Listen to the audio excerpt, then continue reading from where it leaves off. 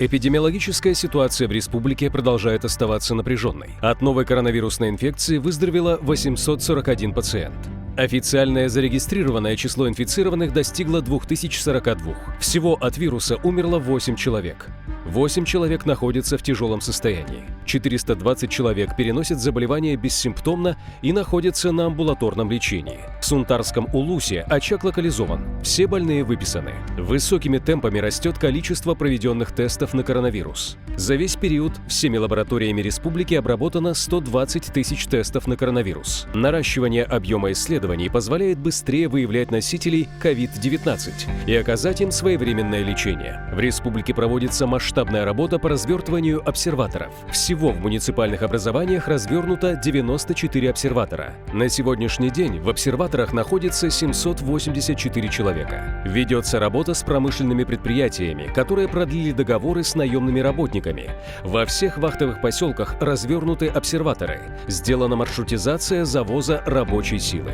В Якутии из-за ограничительных мер по противодействию распространению новой коронавирусной инфекции все майские праздники, патриотическая акция «Свеча памяти» и празднование Дня Победы прошли в онлайн-формате. Глава Якутии подписал указ, согласно которому поручил Министерству транспорта и дорожного хозяйства Якутии обеспечить возвратность авиабилетов региональных авиаперевозчиков по всем маршрутам с датами вылета после 30 апреля 2020 года. Айсен Николаев снял запрет на перевозку судами на воздушной подушке через реку Лена для работников организаций, чья деятельность не приостановлена в период режима самоизоляции, больных, следующих для получения неотложного лечения, пассажиров, прибывших железнодорожным транспортом через станцию Нижний Бестях или выезжающих через эту станцию. Владимир Путин по результатам совещания о ситуации с возгораниями и паводками в России поручил правительству РФ пересмотреть схему финансирования тушения лесных пожаров. В список поручений президента вошли предложения главы Якутии, обратившего внимание на существующую сейчас диспропорцию распределения средств из федерального бюджета. Айсен Николаев также предложил обеспечивать людей, борющихся с лесными пожарами, пожарных, спасателей и добровольцев бесплатным питанием. Президент поддержал это предложение и поручил решить вопрос с продовольствием и питьевой водой до 1 июня. Айсен Николаев с рабочим визитом выехал в Ленский район, где принял участие в координационном совещании по вопросам паводковой ситуации в республике, которое проводил руководитель МЧС Российской Федерации Евгений Зиничев. В рамках выезда глава осмотрел новую современную вирусологическую ПЦР-лабораторию, которую приобрела для Ленской ЦРБ компания «Стройтранснефтегаз». Айсен Николаев совершил облет на участке реки Лена от города Якутска до наслегов Намского Улуса с охватом территории Усть-Алданского Улуса, где ознакомился с текущей паводковой обстановкой, осмотрел прохождение ледохода и места возможных заторных явлений. Для снижения опасности подтопления города Якутска глава дал поручение провести взрывные работы на ледяных полях за Кангаласским мысом, после которых вода пошла на спад. 21 мая глава республики провел совещание по ВКС с оперативным штабом ПЧС в связи с тяжелой ситуацией с паводком в городе Среднеколымске, где уровень воды превысил критическую отметку. Затопило 80% взлетно-посадочной полосы аэропорта города, ряд улиц, 12 дворов и более 2 километров автодорог. Чтобы ликвидировать ледниковый затор, в местности Лабуя были проведены взрывные работы. К концу дня затор у Среднеколымска был ликвидирован. Ледоход на реке Колыма возобновился. С нарастающим итогом МЧС проведено 19 подрывов. Использовано 14 095 килограммов взрывчатых веществ. Сейчас паводковая обстановка на территории Якутии развивается по прогнозу. Угрозы для населенных пунктов и объектов экономики нет. По состоянию на 31 мая на территории республики действуют 4 природных пожара. На общей площади пройдены огнем 11 363 гектара. С начала пожароопасного сезона на территории региона зарегистрировано 65 природных пожаров. Из них на сегодняшний день ликвидирован 61 пожар, 1 лесной пожар в зоне обслуживания, 3 термоточки в зоне контроля. В этом году введение в эксплуатацию мобильного приемно-передающего комплекса, предназначенного для космического мониторинга не только паводковой, но и лесопожарной обстановки, повысило оперативность информационного обеспечения материалами космической съемки сотрудников ведомства в 2-3 раза. Благодаря полученным данным, на затороопасных участках реки Лена в Ленском районе и участке реки Алдан был проведен ряд превентивных мероприятий, направленных на недопущение и минимизацию последствий ЧС. В рамках контроля поручения президента о выплатах занятым по борьбе с коронавирусом Арсений Николаев позвонил медикам из Якутска, Ленска, Нерюнгри и Алдана, чтобы узнать, все ли получили причитающиеся им федеральные и региональные стимулирующие выплаты. Так, медики заверили, что за апрель все выплаты получены. Некоторым уже поступили авансы за май. Глава республики в тот же день дал распоряжение перечислить аванс за май всем медикам. Глава Якутии потребовал проверить законность увольнения инфекциониста из Ленской ЦРБ, попросившую улучшить оснащение защитными костюмами. Виновные будут наказаны, и в дальнейшем вот такие попытки скрыть истину не закончатся ничем хорошим для начальников любого уровня, заявил Арсений Николаев. В республике продолжается дезинфекция общих мест пользования в многоквартирных домах. По данным ежедневного мониторинга, продезинфицировано 8255 жилых объектов, находящихся в 34 районах и 2 городских округах. В работе задействовано 349 управляющих компаний. Республиканский волонтерский корпус ежедневно оказывает помощь пожилым гражданам и инвалидам. На сегодняшний день по Якутии числится 2006 волонтеров. Отработано более 19 тысяч заявок. В новых хрониках коронавируса на YouTube-канале Айсблок показали, как работает полиция.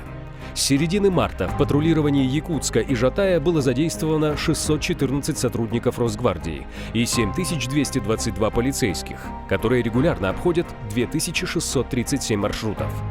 За время действия режима самоизоляции патрули провели 19 036 профилактических бесед.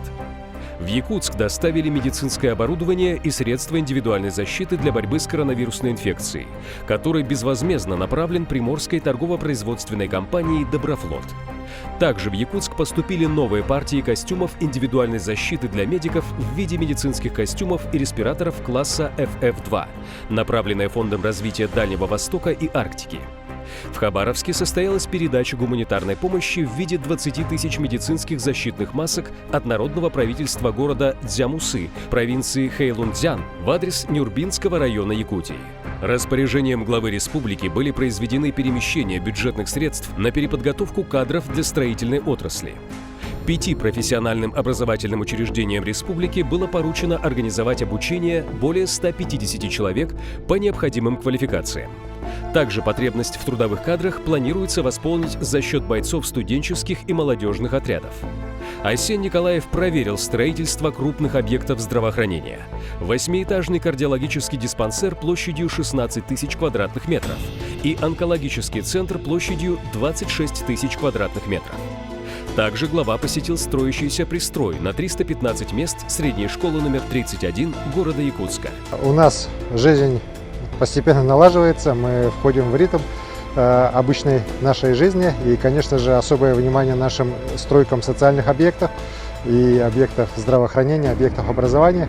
В День российского предпринимательства Арсений Николаев подписал указ о присуждении государственной награды «Знак отличия гражданская доблесть» Арсену Томскому, индрайвер, Алексею и Афанасию Ушницким, ООО «Майтона», и почетного знака Амарах Сурех Максиму Владимировичу Феоктистову, ООО «Топ Ритейл», Трофиму Саввичу Иванову, ГК «Ростор», Вячеславу Анатольевичу Нестерову, ООО «Вик Арт» и Георгию Дмитриевичу Алексееву, ООО «Прогресс», благодаря пожертвованиям которых были приобретены необходимые аппараты ИВЛ, дистанционные термометры, защитные костюмы и средства индивидуальной защиты, которые ежедневно и ежечасно помогают медикам и пациентам побороть болезнь.